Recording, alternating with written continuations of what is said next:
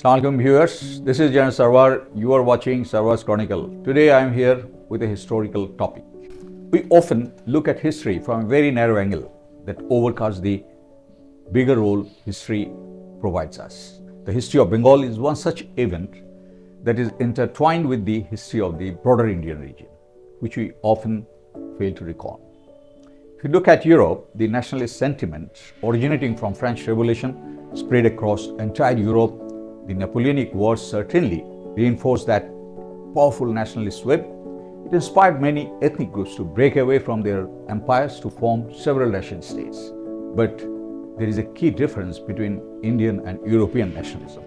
While the Indian nationalism acted as a unifying force in a diverse society, European nationalism suffered from divisive propensities, especially in the context of conflict between nations. So the Indian nationalism was a new phenomenon then and even today with its many shades and amber. While trying to subdue this rising Indian nationalism, the British partitioned Bengal, giving rise to yet another kind of nationalism based on religion. And about the aftermath, we are all aware of. With this pretext, let's see how the Bengal province was partitioned and the impact it had on the political canvas of this region. 19th century marked the rise of Indian nationalism in response to the despotic British policies and also due to the spread of Western culture. But it followed a very slow and gradual process for its growth. After the 1857 rebellion, the East India Company was replaced by the direct imperial rule by the British government. To govern India, they needed efficient bureaucrats, skilled manpower in agriculture, Western educated people for cultural domination, and above all, a robust mechanism to exploit the vast region. So they set up 3 universities in Bengal, Madras and Bombay presidencies to provide them with required workforce. The Indian nationalism came as a consequence of this venture, and they imbibed the local yachts about which the British had little clue. Their only desire was to create a loyal class and integrate them with the government through a constitutional reform to legitimize their rule in India. But Indian youths dismayed them, and I'll tell you how. While studying, the Indian youths often emulated their white-skinned British teachers. They drew heavily from the works of Western reformers like Jeremy Bentham, John Stuart Mill, Edmund Burke, and Thomas Machiavelli. These were the people who advanced and upheld the individual right, freedom of speech, ethics, justice, democracy, economic freedom, and rationalism in Western societies. So to say, these universities acted as a pillar of new learning, advanced culture, literature, philosophy, and scientific discoveries. Indian youths rallied around this renaissance. They started joining in the civil service, some became lawyers, and a few journalists. With the kind of education they had received, they started believing to administer India in some day.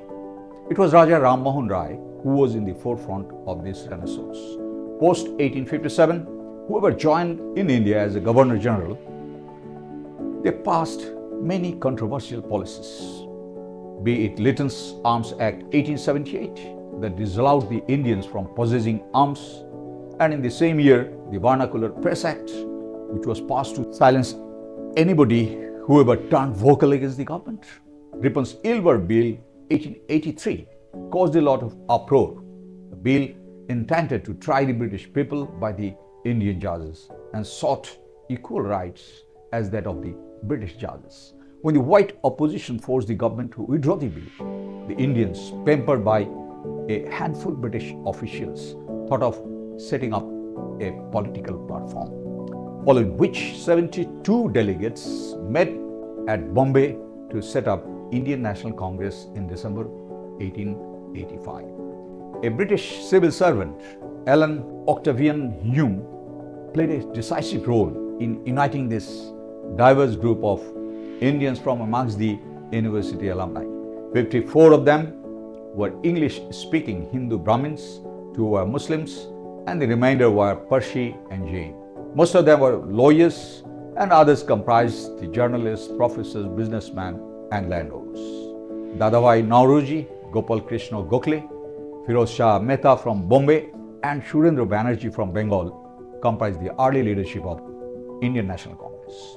As expected, the Congress began as a avowedly loyalist organization and was dominated by the moderate nationalists until World War I. They used petition, prayers, meetings, leaflets, pamphlets, memoranda, and the delegations to present their case to the British government. It operated mostly in the cities and adopted English as their working language. The ordinary people did not have any knowledge about the Congress. Congress never even attempted to address issues like poverty alleviation, healthcare issues, or social problems. Therefore, the British ignored Indian National Congress, considering it as the microscopic minority of the vast Indian society. Yet, it registered more than 600 delegates within first 2 years, and before the annual session of 1888, it gathered more than 1,200 delegates, to be precise 1,248 delegates. The only notable achievements were increasing the number of the non-official members of the Central and Provincial Council by the Indian Councils Act 1892. It did not provide enough representation to form a more representative government, and therefore aggrieved the Indians and indirectly encouraged revolutionary sentiment. Moving on, we all know that after the defeat of Nawab Siraj-ud-Dowla in Battle of Plassey, Bengal, Bihar, and Orissa had formed a single province. Much later, in 1866, when famine struck Orissa, it was planned to redraw the map of Bengal. By 1900, it became the largest province with 1.89 million square miles of area and 78.5 million people, and it was really hard for one lieutenant governor to administer.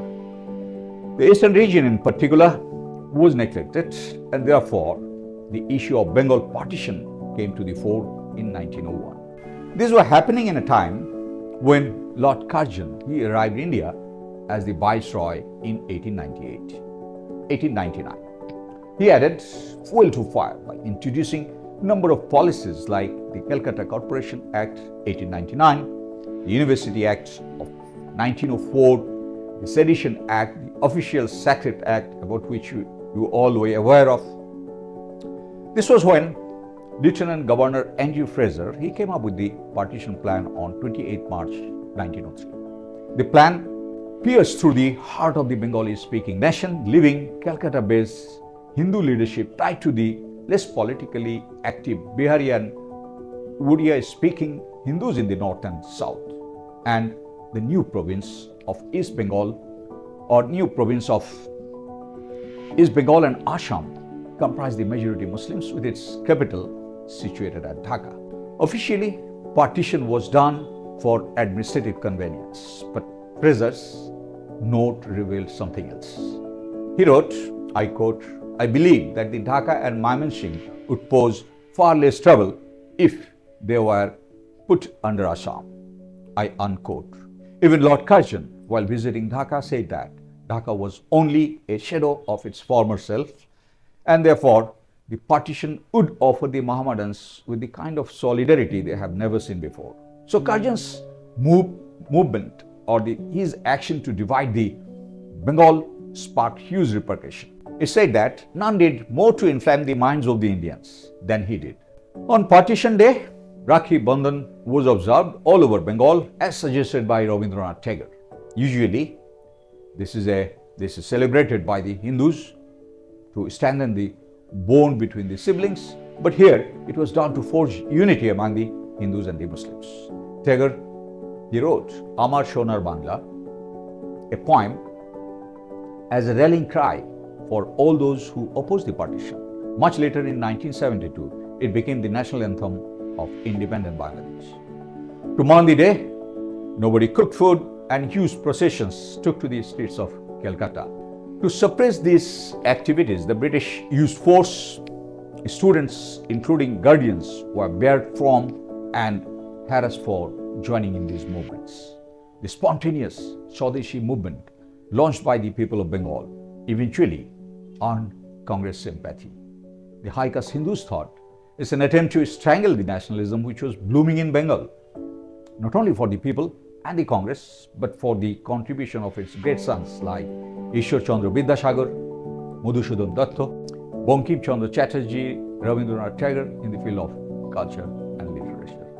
The Hindu Jamindars thought the peasants would not pay tax and they will be financially ruined.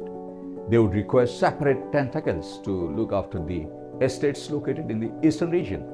Businessmen feared that Chittagong port would reduce the volume of Calcutta ports entering trade and commerce. Lawyers would lose their clients from East Bengal as they would now be going to the high courts of Dhaka.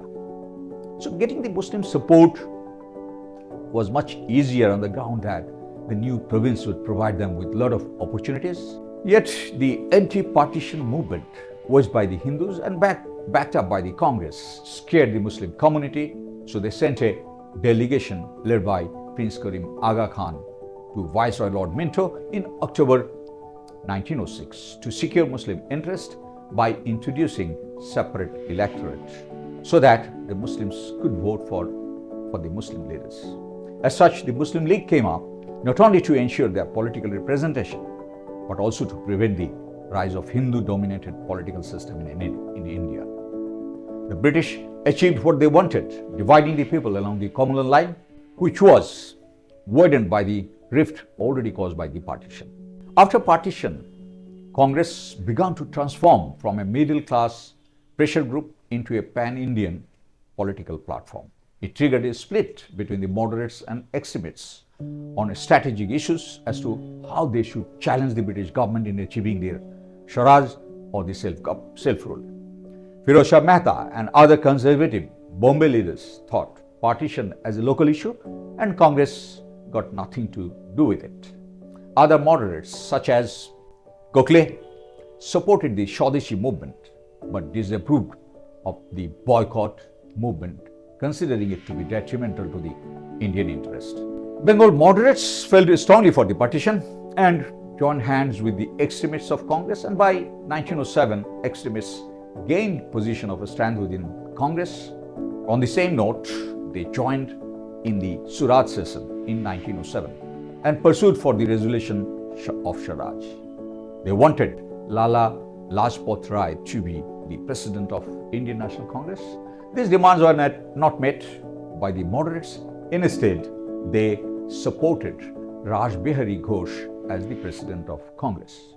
In between the elections, the extremists were expelled and the moderates had firm control over the Congress activities.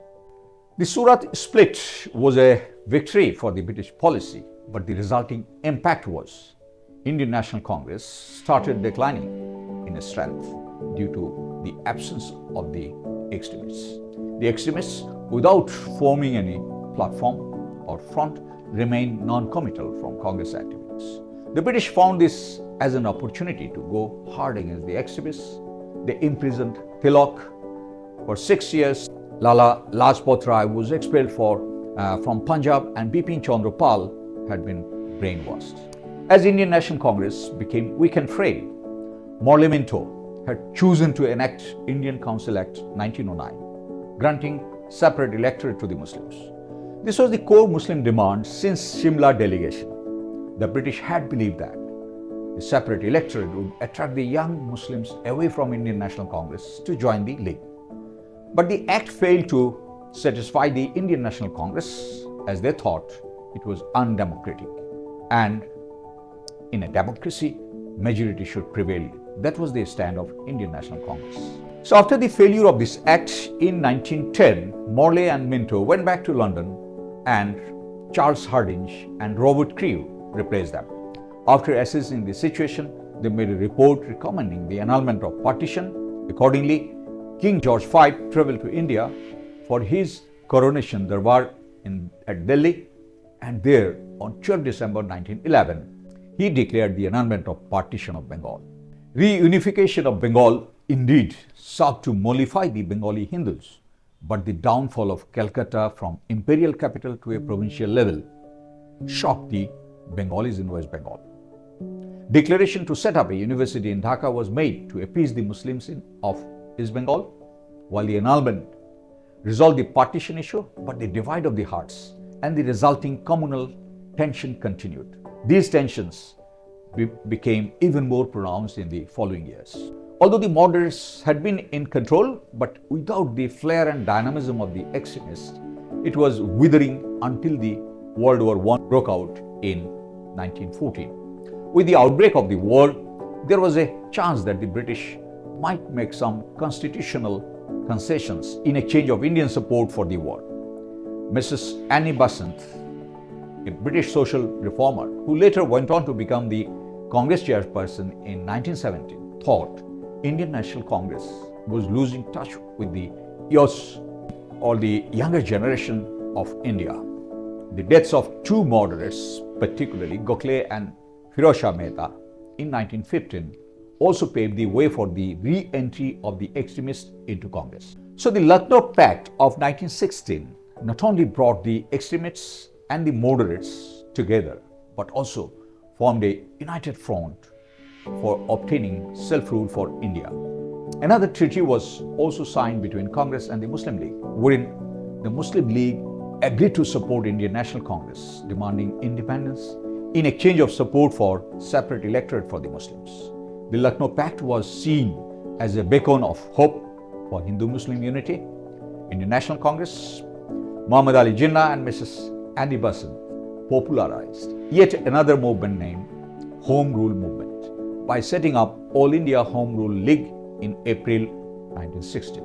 Both Lucknow Pact and Home Rule Movement had significantly contributed to the demand for self-rule. By then, Mahatma Gandhi, he returned from South Africa in 1915 and was destined to lead Congress and the Indian struggle. He revolutionized the idea of anti-British movement, introducing Satyagraha movement, a term he coined while fighting against the discriminatory South African law to protect his countrymen. The Champaran movement of 1917, Kheda movement of 1918, Khilafat movement 1919, Non-Cooperation movement of 1920 and Quit India movement of 1942 had been very effective. Finally, internal fragility, laws of World War II, both in terms of cost and casualty, geostrategic environment, forced Britain to divide this region into India and Pakistan and live. With this, I have come to the end. If dots are not connected, how do we get a line? And without a definite line, why do we get a path? I just tried to connect the dots to appreciate why the wound caused by the partition never healed, and it dragged us to the point of no return, contributing to the creation of India and Pakistan. Hope you had an opportunity to refresh your idea on this complex issue. Thanks for your time. Goodbye and Allah Hafiz.